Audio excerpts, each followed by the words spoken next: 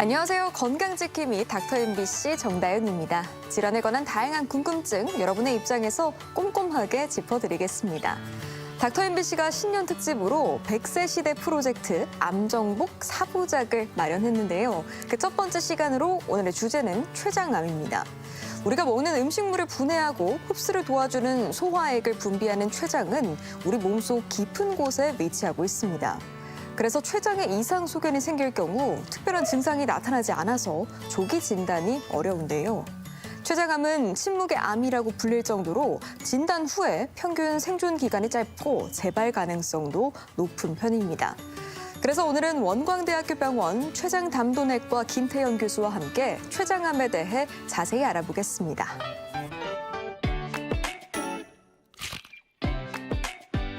췌장암은 조기에 발견하고 적절한 치료 전략을 병행하면 충분히 극복할 수 있는 질환입니다. 그래서 갑작스러운 당뇨 증상과 체중 감소, 복통 등의 증상이 발생할 경우 췌장암의 전조 증상일 수도 있기 때문에 정밀 검사를 받는 것이 중요한데요. 그래서 오늘은 췌장담도내과 전문의 김태현 교수와 함께 췌장암에 대해 자세히 알아보겠습니다.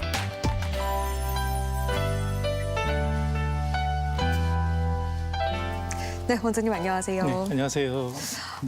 이 췌장암, 암이 모두가 두려운 존재입니다만 췌장암을 가장 무서운 암으로 꼽더라고요. 네, 왜 그럴까요? 맞습니다. 일단 이제 췌장암은 오래전부터 굉장히 발견되면 이미 늦었다 이런 생각들이 이제 대중들은 많이 생각 속에 들어있기 때문에 네. 가장 무서운 암으로 알려져 있고, 그런데 최근에는 이제 조금 상황이 변하고 있습니다. 그래서 최근 발표, 그 국립암센터의 발표를 보게 되면 2000년대 그 전까지는 예. 5년 생존율이 거의 10% 미만이었거든요. 정말 낮았네요. 네. 그러나 2022년도 발표를 보게 되면은 전체 5년 생존율이 16.5%로 좀 약간 상승을 하고 있습니다. 물론 이제 다른 암에 비해서 약간 낮은 편이긴 하나 그래도 전에 비해서 많이 향상됐다고 볼 수가 있겠고요. 그러네요. 또 한 가지는 그 췌장 안에 있는 국소암 이런 경우에는 5년 생존율이 47%까지 크게 향상되고 있습니다. 그래서 일단 췌장은 무조건 늦게 발견됨이 아니라 조기에 발견하고 췌장암이 췌장 안에 들어있다면 수술을 해서 충분히 치료가 가능한 암으로 변하고 있다는 점이 크게 부각이 되고 있습니다. 네, 조기 발견이 좀 핵심인데 이 췌장의 위치와 기능을 알면 증상을 네. 좀 더 잘 이해할 수 있다고 하더라고요. 네, 맞습니다. 이제 췌장은 위하고 네. 척추 뒤 앞쪽에 위치해 있고 마치 예. 소세지처럼 길다랗게 놓여 있습니다. 그래서 모양을 보게 되면은 머리 부분, 두부 부분은 몸통, 꼬리 부분으로 이렇게 나눠져 있거든요. 네. 그래서 이제 이 중에서 이제 머리 부분을 보게 되면은 네. 머리 부분이 약간 해부학적으로 복잡합니다. 왜냐하면은 그 머리 부분으로 담즙이 내려가는 길, 하수도 역할을 하는 게 담관이거든요. 예. 근데 이제 담관이 이제 췌장을 뚫고 지나가게 돼 있고, 그 주위에는 굉장히 많은 혈관들이 많습니다. 혈관들이 굉장히 빽빽하게 놓여 있어서 주로 그 혈관들은 장에서 간으로 가는 혈관들이 되겠습니다. 그래서 네. 혹시라도 이제 췌장암이 이쪽에 발생하게 되면 담도가 눌려서 황달이 발생한다든지 네. 또 주위에 있는 혈관들이 많기 때문에 수술할 때도 상당히 이제 곤혹스러운 경우가 많이 있겠습니다. 또 한 가지는 이제 췌장의 이제 꼬리 쪽에 이제 그쪽에 이제 암이 발생하게 되면 상당히 이제 문제가 되는 것들이 증상이 굉장히 늦게 발현이 된다는 거죠. 두부에 있으면은 담도가 막혀서 이제 황달이라는 증상이 있지만은 네. 꼬리 쪽에는 이제 그런 더는 증상이 나요. 없기 때문에 발견이 늦게 되는 그런 경우에 해당이 되겠고요. 또 한 가지 생리적으로도 중요한 역할을 하고 있습니다. 첫 번째로는 호르몬을 분비하죠. 우리가 많이 알고 있는 당뇨와 연관된 인슐린 또는 글루카곤이라는 호르몬을 분비를 하고 있습니다. 매일 우리 어르신들이 주로 좋아하는 게 소화제인데 맞아요. 소화제가 천연 소화제가 어떻게 보면 췌장에서 매일 거의 1,500cc가량 나오고 있습니다. 그래서 우리 영양 섭취를 할지 소화 이런 역할을 하는데 굉장히 중요한 역할을 하고 있습니다. 네, 이게 확실히 아무래도 몸속 깊은 곳에 있다 보니까 증상이 네. 좀 늦게 나타나거나 네. 거의 없거나. 네. 그러면 이 췌장암 환자들은 어떤 증상을 호소하면서 병원을 찾고 있을까요?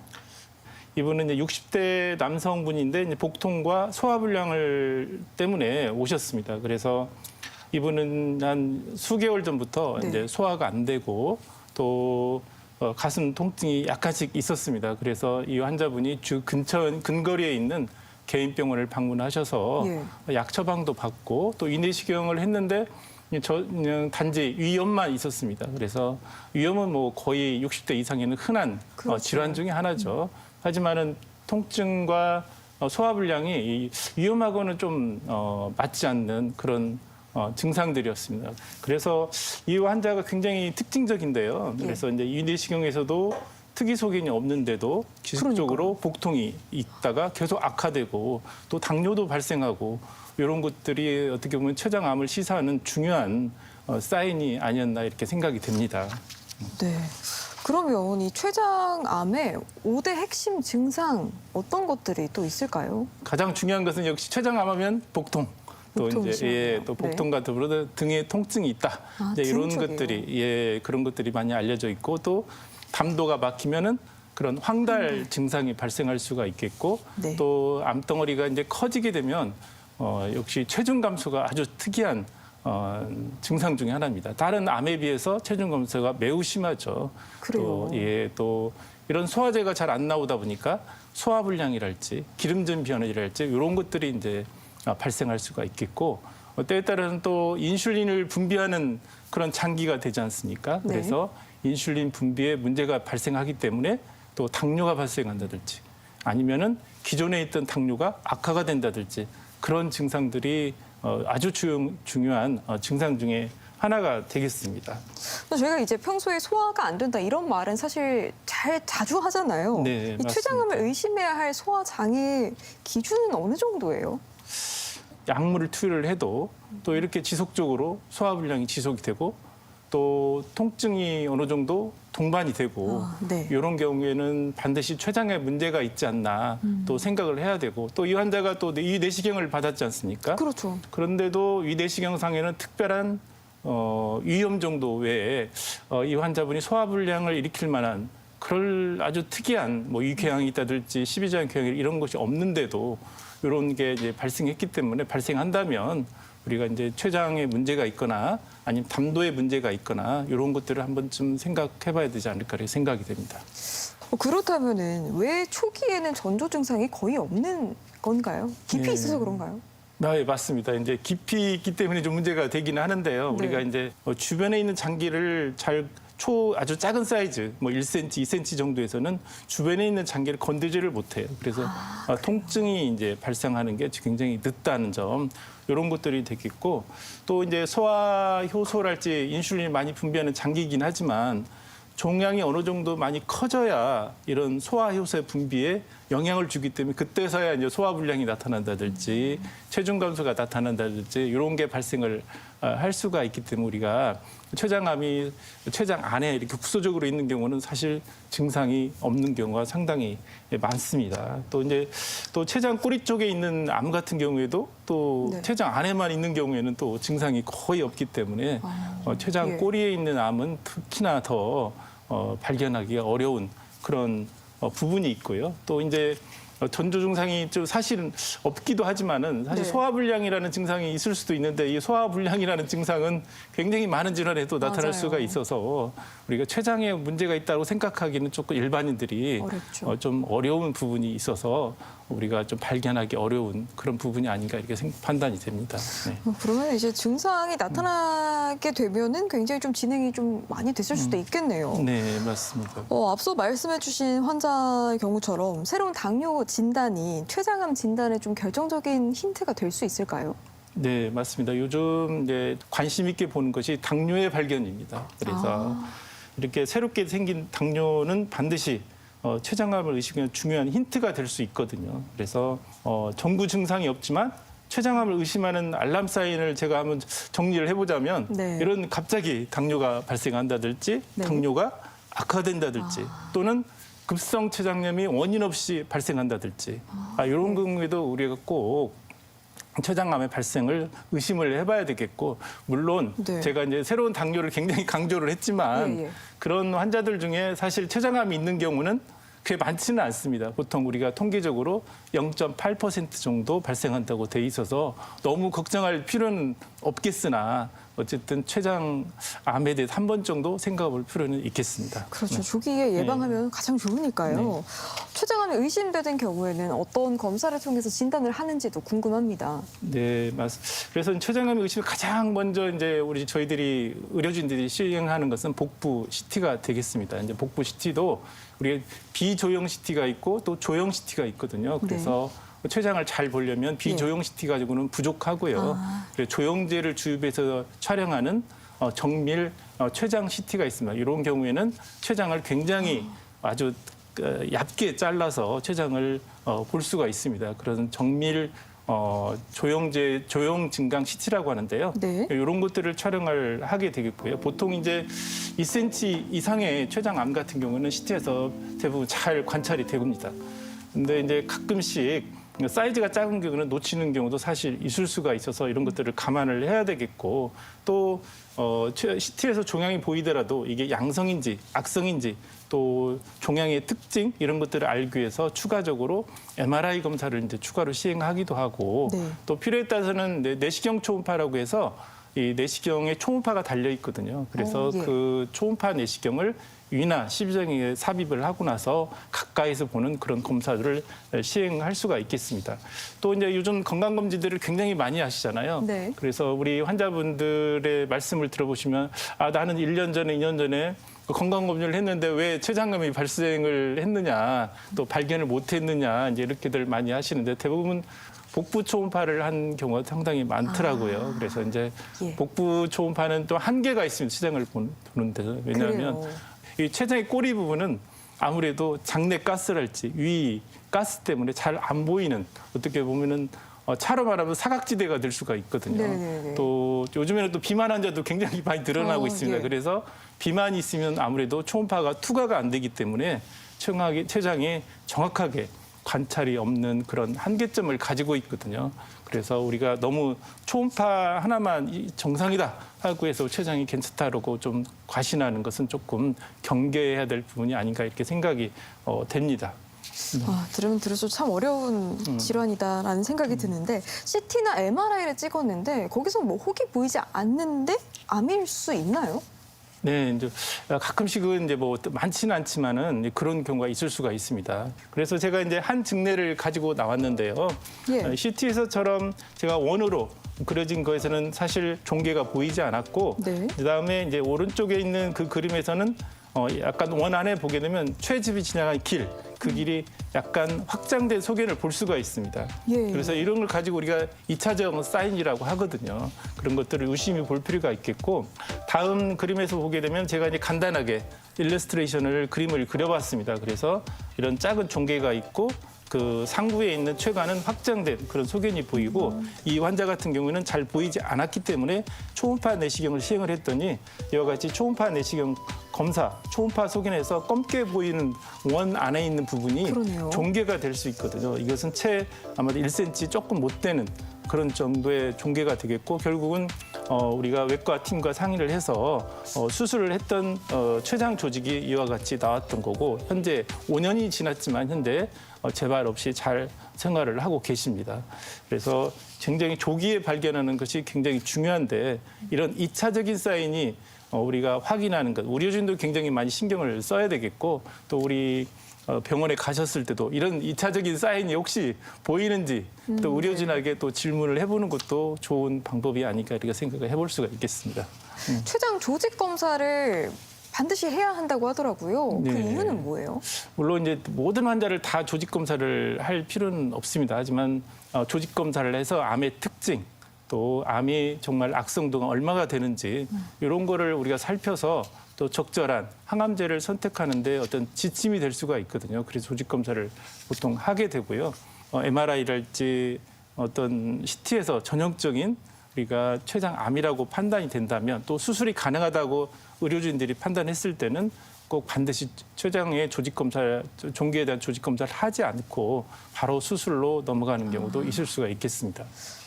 이 췌장암에 대해서 계속해서 이야기 나눠보고 있는데 췌장암이 발병하는 원인 그리고 특히나 위험한 고위험군은 어떤 사람들일까요? 네, 맞습니다. 이제 췌장암을 높일 수 있는 요인들, 위험 요인이랄까 이런 것들은 뭐 많이 알려진 것처럼 흡연이 대표적인 경우가 되겠습니다. 흡연은 어딜 가나. 예. 네. 뭐 간뿐만 아니라 췌장에도 아주 안 좋은 그런 위험한 요인이 되겠는데 네. 또 한 가지는 이제 술도 마찬가지입니다. 술 자체가 어떤 췌장암을 일으키는 건 아니지만 이 술을 계속 먹다 보면 만성 췌장이 발생하기 때문에 이 만성 췌장염이 어떻게 보면 췌장암을 일으킬 수 있는 10배, 20배 이상의 그런 위험을 요소를 가지고 있다고 볼 수가 있겠습니다. 또한 최근에 이제 식생활이 많이 개선이 되면서 비만 환자들이 굉장히 많이 늘어나고 있습니다. 그래서 예. 이런 인슐린 분비의 이상을 초래한다든지 또 췌장을 자극한다든지 비만 환자에서 그렇게 되면은 이제 이런 것들이 췌장암을 일으킬 수 있는 그런 요인이 될 수가 있겠고요. 또 한 가지는 이제 오래된 당뇨 환자를 가진 환자분들 10년 이상이 됐다든지 이런 분들도 굉장히 어떤 고위험군에 해당이 되겠고요. 네. 또 하나는 이제 췌장암의 가족력. 물론 이제 네. 직계 중에서 2명 이상의 가졌을 때 우리가 가족력이 있다고 보통 정의를 하거든요. 이런 분들 또 이제 유방암 환자들 중에서 특정 유전자를 가진 분들도 췌장암의 위험 요소가 있다고 볼 수가 있습니다. 네. 또 한 가지는 최근에 이제 많이 늘어나고 있는 질환 중에 하나가 췌장 낭종이거든요. 그래서 이 췌장 낭종도 모든 췌장 낭종이 다 이제 암을 일으키긴 하지만 소수에서 암을 유발할 수가 있다는 거고 또 요즘에 이제 고령 사회가 되다 보니까 고령 자체도 어떻게 보면은 췌장암 발생할 수 있는 중요한 원인이 되겠습니다. 네, 극복해야 될 벽이 참 많네요. 네, 이 맞습니다. 췌장암 치료는 어떻게 이루어지나요?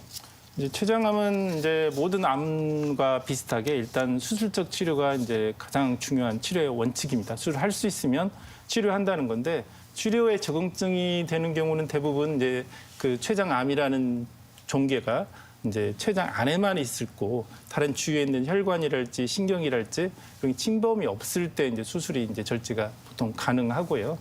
하지만 이제 모든 대부분의 암들이 사실 아주 췌장 안에만 있어서 발견되는 그런 사실 많지는 않고 네. 대부분 이제 진단할 때 보면은 주위에 있는 혈관과 닿아 있거나 또 침범을 했거나 이런 경우에는 수술이 좀 어려운 경우가 상당히 많이 있습니다. 수술 성적도 좋지 않고 하니까 요즘에는 예.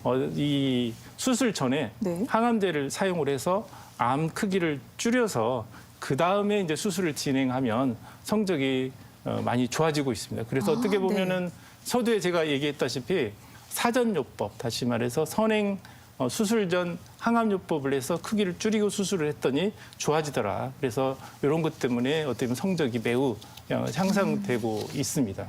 췌장암 수술 최근에 뭐 어떤 방법들로 진행이 되는지 쉽게 말해서 최근 트렌드 네. 무엇일까요? 네, 일단은 췌장암 수술은 이제 뭐 오래전부터 했던 대로 개복 수술이 아직도 많이 시행이 되고 있습니다. 그래서 어떻게 보면 시간도 많이 걸리고 하지만 이제 최근에는 상처 부위가 작고 또 회복이 빠른 복강경 수술이랄지 또는 또 로봇 수술이 많이 시행이 되고 있습니다. 그래서 향후에는 아마도 이 로봇 수술의 기술적인 면이 더욱 더 발전하게 되면 췌장암의 치료 성적이 좀 더 좋아질 거로 생각이 되고 또한 환자분들의 회복 능력도 굉장히 좋아질 걸로 생각이 돼서 앞으로 좀 기대가 되는 부분이 로봇 수술의 기술적인 진보가 상당히 환자들의 치료에 많이 도움이 되지 않을까 이제 기대를 하고 있습니다. 네. 기술이 빨리 발전을 했으면 좋겠네요. 췌장암 예방을 위한 생활 수칙이 있거나 뭐 조기 진단 방법을 정리하면 어떤 게 있을까요? 예, 이제 뭐 췌장암을 완전히 막을 수 있는 방법은 없지만 우리가 네. 위험을 줄이는 생활 습관은 분명히 있습니다. 그래서 뭐 다른 암도 마찬가지지만 결국은 금연 또 절주가 이제 가장 중요하겠고요. 예. 또 요즘에 이제 늘어나고 있는 비만, 뭐 지방간과도 연관될 수 있지만 이 비만이 지속이 되면 결국은 우리 몸에 있는 염증 분비물들이 많아져서 췌장에 영향을 주기 때문에 비만하지 않도록 항상 체력 관리를 한다든지 단 음식이랄지 이런 것들을 많이 절제하는 게 가장 중요하지 않을까 또 예방할 수 있는 지름길이 아닐까 생각이 되고요. 또 가벼운 운동이랄지 또 근육을 운동을 한다든지 이런 네. 것도 중요하겠고 또 마지막으로 가장 중요한 건 역시 이제 조기 진단이죠. 예. 다시 강조하지만 만성 췌장염, 췌장염의 가족력 또는 새로운 당뇨가 발생한다든지 아니면 갑자기 당뇨 조절이 안 될 때, 또 고혈당이 갑자기 발생할 때, 또 원인 불명의 췌장염, 또 3cm 이상의 큰 크기의 췌장 낭종, 그중에서도 점액성 낭종, 이런 경우에는 또 우리가 조영증 CT를 더 MRI 이런 것들을 해서 정확한 진단을 해야 되겠고, 적절한 정밀 검사를 주기적으로 하게 된다면 우리가 조기에 췌장암을 진단하고 치료할 수 있지 않을까 생각을 합니다. 네, 특히 고위험군에 해당하시는 분들은 정말 주기적으로 정기적으로 네. 검진을 받는 게 네, 필수적일 것 맞습니다. 같습니다. 마지막으로 당부하고 싶은 말씀 있으면 부탁드릴게요. 네, 지금까지 쭉 얘기를 했지만 췌장암 진단, 치료 이런 것들이 굉장히 정교해지고 또 조기 진단을 할 수 있는 여러 가지 검사 도구들이 많이 개발이 되고 있어서 췌장을 혼자 싸우는 질환으로 생각하지 마시고 전문가인 의료진과 잘 상의를 해서 치료의 길을 잘 선택을 한다면 치료의 성적도 상당히 더 향상이 될 걸로 생각이 됩니다.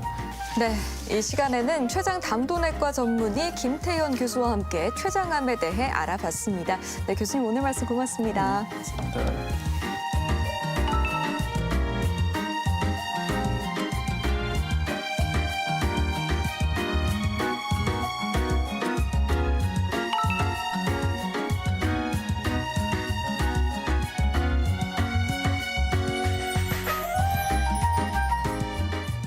환경을 생각해서 사용한 텀블러, 잘못 관리하면 건강에는 더욱 좋지 않은 영향을 미칠 수가 있습니다.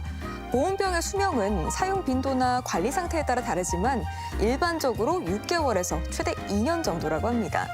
그리고 겉보기에는 멀쩡해 보여도 사용 과정에서 금속 맛이 나거나 보온 기능이 급격히 떨어질 경우에는 즉시 교체를 하는 것이 세균 번식을 막을 수 있고요.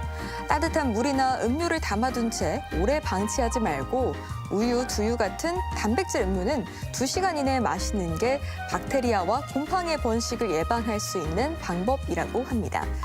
그리고 이 밖에 건강과 관련해 궁금증이 있다면 전주 MBC 홈페이지에 질문 남겨주시기 바랍니다. 닥터 MBC가 여러분의 궁금증을 풀어드리겠습니다.